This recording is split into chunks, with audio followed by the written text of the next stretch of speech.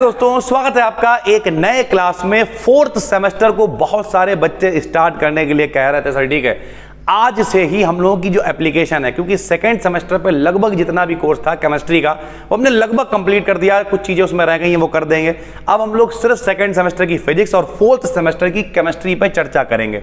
ये जो वीडियो आप देख रहे हैं ये आपको दोनों जगह मिलेगी सर ठीक है। एप्लीकेशन में जब आप कोर्स में एनरोल करेंगे वहां पर भी मिलेगी, प्लस यहां पर भी हम एक प्लेलिस्ट बनाने वाले हैं जिसमें आपको फोर्थ सेमेस्टर हम कंप्लीट पढ़ाने वाले हैं। सर जी फिर दोनों में फर्क क्या होता है? फर्क सिर्फ इतना होता है, यहाँ पे कहीं टेलीग्राम पे आप पीडीएफ ढूंढ रहे हो, कहीं कुछ कर रहे हो, कहीं कुछ कर रहे हो, वहां पे चीजें एक जगह मिल जाती हैं बस ठीक है।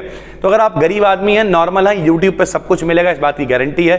अगर थोड़ा बहुत अफोर्ड कर सकते हो तो आप एप्लीकेशन पे, क्योंकि बीड एकेडमी एक सोसाइटी है मेरे भाई, मदद हम आपकी तभी ज्यादा से ज्यादा कर पाएंगे, वरना हम लोग सिर्फ एक यूट्यूब चैनल बन के रह जाएंगे। ये चीजें होती हैं सर ठीक है। तो अभी हम लोग बात कर रहे हैं ठीक है फोर्थ सेमेस्टर की केमिस्ट्री का। आज हम लोग सिलेबस एनालिसिस करने वाले हैं मेरे भाई। फोर्थ सेमेस्टर की पूरी केमिस्ट्री क्या है देखो, सबसे पहले आप समझ लो ठीक है। हम लोग इधर हमारी तरफ एमजेपीआरयू यूनिवर्सिटी लगती है। अगर आपका सिलेबस मैच कर रहा है तो फिर कोई टेंशन नहीं है, सिलेबस नहीं मैच कर रहा है तो थोड़ी बहुत टेंशन है, लेकिन फिर भी आप कमेंट वगैरह करना तो हम कोशिश करेंगे उसे सॉल्व करने की ठीक है। कभी कभी ऐसा होता है जो एक यूनिवर्सिटी में तीसरा सेमेस्टर है वो दूसरी में बदला, दूसरा है ये चौथा है, तो सिलेबस इधर उधर है, आप आराम से वीडियोस आपको मिलेंगी, आप उसे पढ़ सकते हो ठीक है। तो ये तो इधर जो चीजें लिखी हुई हैं मेरे भाई, ये क्या है? ये तो प्रैक्टिकल जो आपको कराया जाएगा वो लिखा हुआ है ठीक है। इंस्ट्रूमेंटल एनालिसिस जो आप करेंगे, काम का अपने सर ये वाला है। ये जो अपना पूरा सेक्शन आपको दिख रहा है ये है अपना फोर्थ सेमेस्टर ठीक है भाई।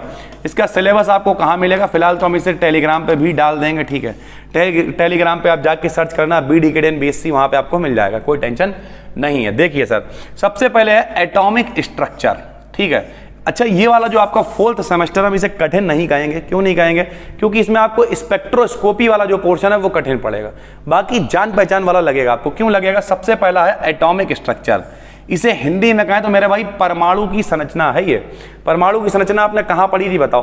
परमाणु की संरचना आपने पढ़ रखी थी 11th क्लास में, 9th में भी पढ़ रखी थी। परमाणु क्या है, परमाणु का मॉडल क्या है, परमाणु के मॉडल में नील बोर का मॉडल क्या है, रदरफोर्ड का मॉडल क्या है, पढ़ रखा सर। परमाणु मतलब एटम। एटम जब आपस में मिलते हैं तो क्या बनाते हैं? मॉलिक्यूल बनाते हैं ठीक है। मॉलिक्यूल्स बनते हैं, इस तरीके की चीजें सारी होती हैं, कंपाउंड्स बनते हैं, सारी चीजें चलती हैं ना मेरे भाई।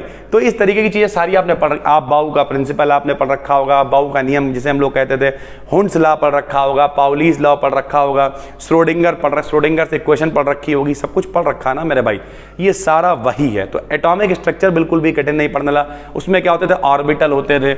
ऑर्बिटल में एस ब्लॉक क्या होता है, पी ब्लॉक क्या होता है, डी ब्लॉक क्या होता है, एफ ब्लॉक क्या होता है, ये सब कुछ आपने डिटेल में पढ़ रखा है 9th 10th क्लास में, वही आपको यहाँ पे पढ़ना है। तो जो आपका पहला चैप्टर हो जाएगा वो जाएगा एटॉमिक स्ट्रक्चर ठीक है भाई।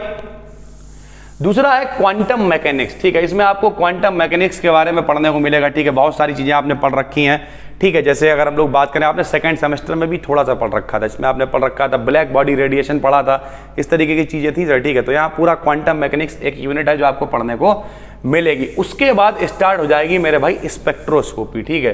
जैसे मॉलिक्यूलर स्पेक्ट्रोस्कोपी हो गई, ये पूरा अपने आप में, अब ये जितने भी हैं ऐसे समझ लीजिए, ये हर स्पेक्ट्रोस्कोपी अपने आप में एक लॉन्ग क्वेश्चन बना रही है, ध्यान से समझिएगा। जैसे हम कहते हैं यूवी स्पेक्ट्रोस्कोपी, यानी यूवी मतलब अल्ट्रावायलेट, जिसे आप कहा करते थे परावैंगनी, जो सूर्य से परावैंगनी किरणें आती हैं, किस तरीके से, कौन से स्पेक्ट्रम। स्पेक्ट्रोस्कोपी क्या है भाई? स्पेक्ट्रोस्कोपी तो एक ब्रांच कह सकते हो आप, उससे एक वर्ड निकालो स्पेक्ट्रम, और स्पेक्ट्रम का मतलब होता है समूह, ग्रुप। और सरल भाषा में लेकर अगर हम तोड़ दें, आपने छोटे क्लास में पढ़ा होगा हाई स्कूल में विबग्योर, क्या पढ़ा था बताइए? विबग्योर। विबग्योर क्या होता था बताओ भैया? जो रंग निकलते थे प्रिज्म पर, जब हम लोग लाइट डालते थे तो उसमें से 7 रंग निकला करते थे। ये प्रिज्म था, प्रिज्म पे लाइट पड़ती थी, उसमें से 7 रंग निकला करते थे। जो 7 रंग निकलते थे वो कौन से होते थे? विबग्योर हुआ करते थे। वॉयलेट यानी बैगनी, Indigo, blue, green, yellow, orange, red, या हिंदी में बैजानी, हप्पी नाला कहा करते थे। याद है आपको सर ठीक है। तो ये क्या है? ये पूरा रंगों का समूह है, तो रंगों का स्पेक्ट्रम हो गया। या फिर आपने हाइड्रोजन का स्पेक्ट्रम पढ़ रखा होगा छोटे क्लास में, श्रेणियां होती थी, लाइमन, बामर, पास्चन, ब्रैकेट, फुंड, सारी श्रेणियां आपने पढ़ रखी है ना, सीरीज आपने पढ़ रखी। तो वो पूरी सीरीज क्या है? सीरीज का ग्रुप है, कॉम्बिनेशन है, और इस वजह से हम लोग उसे क्या कहेंगे? इस वजह से हम लोग कहेंगे कि मेरे भाई पूरा एक स्पेक्ट्रम है। तो स्पेक्ट्रम का मतलब होता है ग्रुप ठीक है। तो इस तरीके से स्पेक्ट्रम का इसमें हम लोग मॉलिक्यूलर, फिर यूवी में मतलब कौन सा आ जाएगा, अल्ट्रावायलेट वाला। इंफ्रारेड बहुत इंपॉर्टेंट है, IR स्पेक्ट्रोस्कोपी, ये खूब पूछी जाती है सर, ठीक है। फिर एक अपने को पढ़ने को मिलेगी NMR स्पेक्ट्रोस्कोपी, ठीक है, इस तरह की चीजें। और फिर इंट्रोडक्शन ऑफ मास स्पेक्ट्रोस्कोपी, और आखिरी में आ जाएगा सेपरेशन टेक्निक्स, ठीक है भाई। तो अगर हम इसमें नॉर्मल सी बात करें तो आप जितना भी स्पेक्ट्रोस्कोपी वाला सेक्शन देख रहे हैं, ऐसा नहीं है कि बहुत टाइम लग जाएगा और ऐसा भी नहीं कि बहुत जल्दी हो जाएगा, क्योंकि स्पेक्ट्रोस्कोपी वाला सेक्शन समझाने में और कराने में बहुत टाइम लगेगा। लेकिन हम लोग स्टार्ट करेंगे एटॉमिक स्ट्रक्चर।